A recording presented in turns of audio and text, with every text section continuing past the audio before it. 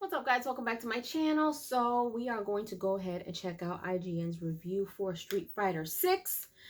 Tyrone wants me to jump on one of the Street Fighter games with him. I don't know if he's gonna want to play with me with Street Fighter 6, but you guys will be updated. But anyway, let's go ahead and check out what they had to say for Street Fighter 6.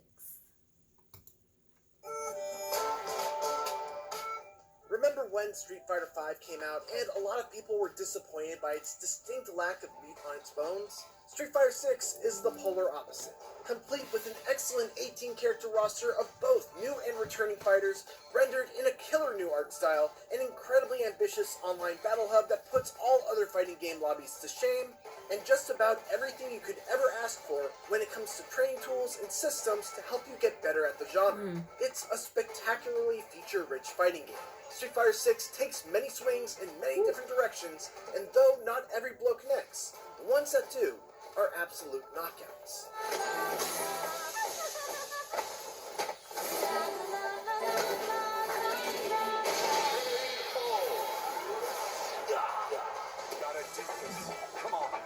The gameplay of every Street Fighter game since Street Fighter 2 can generally be defined by a unique mechanic. Street Fighter 3 had parries, 4 had focus attacks, 5 had the V system, and now Street Fighter 6 has the drive system. And for my money, it's the best the series has ever seen. Every character gains access to 5 powerful abilities that are all governed by their drive gauge. Overdrive special moves, drive rush, drive parry, drive reversals, and drive impact. Overdrives are essentially the new EX special moves and cost 2 bars. Drive Rush allows you to quickly close the distance between you and your opponent at the cost of 1 bar. You guys may hear the video sounding a little funny because it sounds funny 3 bars. on my Drive end. Reversals allows you to get an opponent off of you while you're blocking their attack at the cost of 2 bars. And Drive Impacts, well, we'll get to those in a bit. I love this system for a lot of reasons, but chief among them is that it opens up so many options, and at the start of every round, you have a full meter and have access to all of them. There's no building this meter up, or worrying about the amount you'll have left over for the next round. I could start aggressively by using a drive rush right out of the gate to put on pressure, I could save my meter for overdrive special moves to increase the damage of my combos, or I could fish for a crouching medium kick, and then drive rush cancel it to convert big damage off of a single poke. Those are just a few of the options, and managing them makes the already extremely cerebral fighting of Street Fighter 6 even more enjoyable. The way it's handled when you run out of drive meter is also excellent. Your character enters a burnout state where you're completely unable to use any drive meter related techniques. Your opponent's attacks become more advantageous on both block and Tyrone's hit. favorite, Take chip Cammy. damage, and drive impacts are even scarier than before. And I swear, we'll get to drive impacts in just a bit. Being in burnout is a terrible position, but it's far from an unwinnable situation.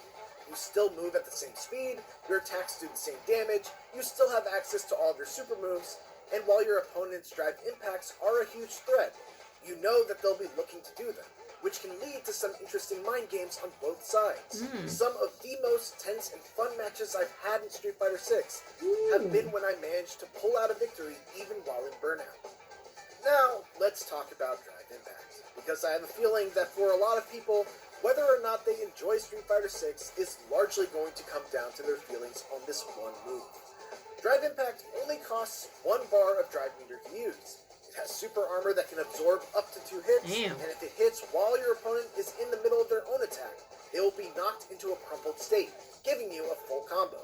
And that's not all. Even if they block it, they get blown back and lose half a bar of drive meter.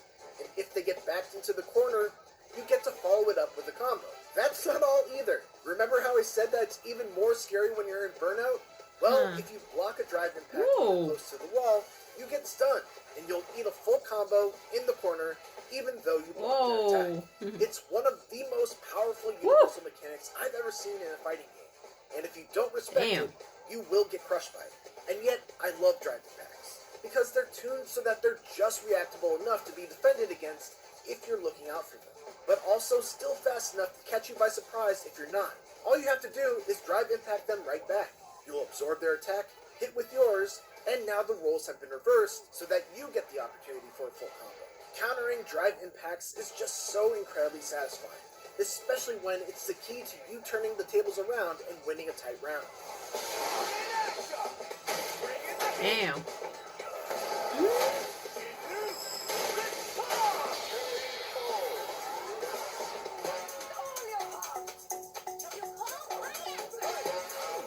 Street Fighter 6's roster of 18 characters is mostly familiar, with 12 returning characters and 6 being entirely new. But even the returning characters feel fresh thanks to new quirks added to their movesets. Ken's command run, for example, now changes up the properties of several of his special moves when he uses them out of it, giving them EX-like properties without having to spend drive meter on them.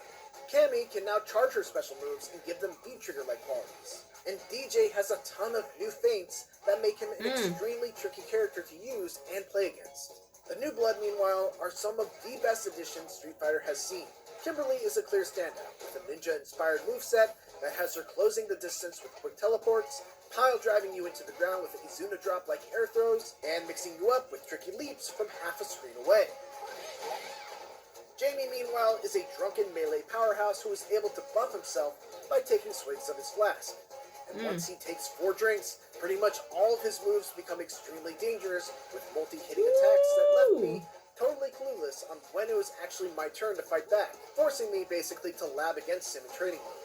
Pretty much every Street Fighter character archetype has representation here. You've got your grapplers in Zangief and Manon, your rushdown fighters in Ken, Jamie, and Cammy, your zoners with Guile, Dalstein, and JP, and your powerhouse bruisers in Marissa and Honda. It's everything I want out of the roster.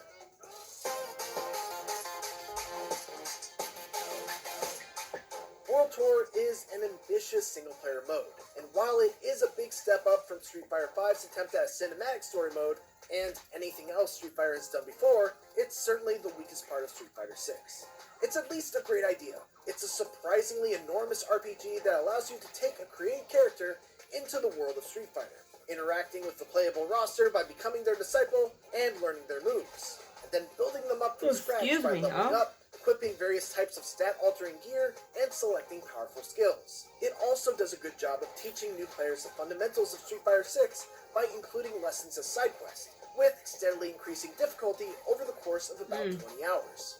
However, RPGs live and die by their stories, and the story of World Tour is unbelievably dull. With paper-thin characters, predictable plot twists, and a mute protagonist whose main purpose is just to be an errand boy for various gangs and factions, there's nothing to get excited about. It feels like it was written with the primary purpose of having your character jump around to various countries to meet the roster characters, and yet it never really bothers to justify those trips. In one chapter, a random gangster all of a sudden tells me that I need to get her bag back that my buddy stole. And so, without any objection, the most reasonable solution is for me to make a global trip to Rome in order to fashion a counterfeit bag that I can hopefully use to fool the gangster into thinking I got her bag back. In another chapter, I had to go to Jamaica and Brazil because my original mentor, Luke, wanted souvenirs from those places, and I guess just doesn't know how to shop online. At least the tone is goofy and fun, which is a great fit for Street Fighter. You can fight just about anyone on the street, regardless of whether they deserve a rising uppercut to the face or not. It's fun to use ridiculous looking moves, you can like fight the anybody? bird kick across gaps like you're a human helicopter. And there's a surprising amount of enemy variety, many of which do an admirable job of teaching newer players how to deal with specific situations that will come up outside of story mode. Some enemies will favor blocking high, making them vulnerable to low attacks. Others will stay permanently in the air and must be brought down by anti-air techniques. And others still will try to hang back and pepper you with projectiles, forcing you to fight them like you would a zoner-type character. And then you also fight refrigerators and Roombas. It's weird, but in a very amusing Yakuza-esque kind of way. There's also a variety of fun minigames that do a great job of gamifying techniques that you would actually use in a typical fight. In one of them, you have to chop bottles by holding back for a second and then quickly moving the stick in the opposite direction and pressing a button, which is how you would perform charge-type special moves on a character like Guile or Blanca. Another has you making pizza by quickly performing special move inputs as they appear on screen. And another still has you using your combos to quickly destroy a big rig in a nod to the original car-busting minigame from Street Fighter 2. The best thing about World Tour, though, and the thing that really serves as the carrot at the end of the stick, is the promise of being able to outfit your character with moves from every other fighter. By the end of the campaign, I could use Dhalsim's teleport to instantly appear behind an opponent, hit them with Zangief's spinning piledriver, and then use Ken's Dragon Lash kit to get right back up in their face. Being able to customize my character in ways that would make them absolutely broken in the real game is a lot of fun. The issue is that it takes forever to level up a character's style to the point where you learn new moves from them. You do this simply by using them, but even though I only used Luke's and Ken's throughout the entire mode, I still didn't max out either of them. Those who love a good grind may enjoy having plenty left over to unlock after the 20 or so hours it takes to complete World Tour, but I would have liked the drip feed of new unlocks to be substantially faster, considering the sheer amount of rewards that there are to unlock by maxing out the ranks of each character. I have many more issues with World Tour, but even despite them, I still had a fun time with it by the end. It's a mode that's more directly aimed towards people without a lot of fighting game experience, and I think those people will get a ton more out of it than I did. The character customization elements are great. The way it incentivizes fundamental lessons of how to play Street Fighter 6 by dressing them up as side missions and mini-games is extremely well done. And there's just an overwhelming amount of content to discover with 2 very large open worlds to explore, both of which have day and nighttime versions that each have their own set of side missions New York to discover. City. Another reason why you might want to go through World Tour mode is that you're able to take your character and all the gear that they've earned into the online Battle Hub, which is an online social space where you can queue into both ranked and unranked matchmaking, or pull up a cabinet much like you would in a local arcade in Elite Challengers. Online lobbies are not a new thing in the world of fighting games, and truthfully, I've never been the biggest fan of them. But Street Fighter 6's implementation of the Battle Hub has won me over. For one, it's super cool to look at because Street Fighter 6's character creator is absolutely wild, and gives you the freedom to make beautiful creations with finely tuned features, or unspeakable monsters with out-of-this-world bodily proportions. Oh gosh. And it's fun to just wander around the hub and see what people have come up with. So odd looking. There's also a lot of things to do beyond just parking at a cabinet and playing with either friends or random players. There's a section of the hub where you can play a rotating selection of classic Capcom arcade games like Final Fight and Street Fighter 2, another section where you can play extreme battles with party-like rules and gimmicks, a store where you can purchase more customizable clothes for your avatar with in-game currency, and you can even pit your created character against others in avatar battles. But the most important thing about Battle Hub is that it's all optional. If you don't want to deal with it, you don't have to. You can simply queue up for ranked or casual matches via a menu, go into training mode while you wait, or create a custom room for multiple friends without ever having to go through the Battle Hub, which is exactly how it should be. What really pushes Street Fighter 6 over the edge is how it completely nails virtually everything outside of its main modes that you could ask for in a fighting game. Based on my experience playing pre-launch and in all 3 betas, including the open beta, its netcode is excellent. It's got the best training mode I've ever seen in a fighting game, complete with frame data, cancel window data, and a ton of other useful things. It's got extremely helpful character guides that make it very easy to learn a new character from scratch, combo trials that teach you practical combos for a variety of situations, load times are extremely quick, and rematches are nearly instantaneous. You can search for replays with a ton of different filters to help you learn matchups. There's crossplay across Xbox, PlayStation, and PC. There's frame data when you're spectating. You can create and join clubs, and the list just goes on and on. Many fighting games also have these features, but very few have all of them, and especially not right out of the gate. Street Fighter 6 also deserves credit for really making an effort on welcoming newcomers in innovative ways. On top of World Tour mode, there's also a new modern control scheme that allows you to play without having to worry about character-specific command inputs or combo routes. Special moves are mapped to a button and a direction, much like Smash Brothers. There's one button each for light, medium, and heavy attacks. You can execute combos by holding down an assist button and mashing one of the 3 attack buttons, and you can use super moves just by pressing 2 buttons at the same time. The playing field is kept even by the fact that those using modern controls don't have access to a character's full repertoire of normal moves. But being able to perform special moves with just the press of a button is a trade-off that makes the modern control style appealing even for those who aren't beginners.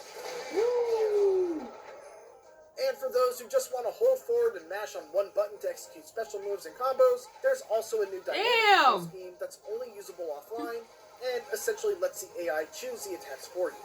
Capcom's really just covered all their bases here.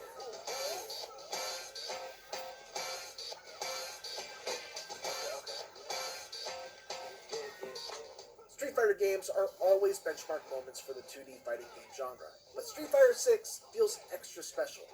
The drive system is an incredible addition to the fighting mechanics that gives you a veritable Swiss Army knife of options and meter management decisions right from the start of every round. The starting roster is the best that Street Fighter has ever seen. Its online netcode through 3 betas has been impeccable so far, and the number of smaller details that it nails right out of the gate is unprecedented. It's so good that even the poor story and extremely slow progression of the single-player World Tour amounts to only a jab's worth of damage on its metaphorical health bar. Whether you're completely new to fighting games or are a seasoned vet, Street Fighter 6 is a must-play. Oh, you gave it a 9, okay. For more Street Fighter 6, check out the first minutes of the game. And for everything else, keep it here on IGN. All right. Good stuff. Now, I did grow up in the era of, Street Fighter. I didn't play it as much. I think I probably touched the game a few times. But it has evolved from what I understand. And now hearing that there's new characters, new mini games, the way that they're fighting, their moves and stuff like that, what happens when you have them in certain positions, and, how you can kind of take, I guess, some of the bars away from it. So it's really interesting, and I've got to practice before I actually start doing it, unless Tyrone puts me in front of the camera for you guys to see me learning. Who knows? But anyway, this sounds pretty good. I think it's going to be really good. I've been hearing nothing but good things about it. So leave your comments down below. Let me know if you enjoyed this review for Street Fighter 6 from IGN. Let me know if you guys will be playing, have played Street Fighter. If you're a big fan, let me know what you guys are looking forward to. And if you haven't done so, subscribe to my channel, hit like, share, and don't forget to hit the notification bell so you guys can get notified whenever I pop up on your feed. I'll see you guys later. Toodles!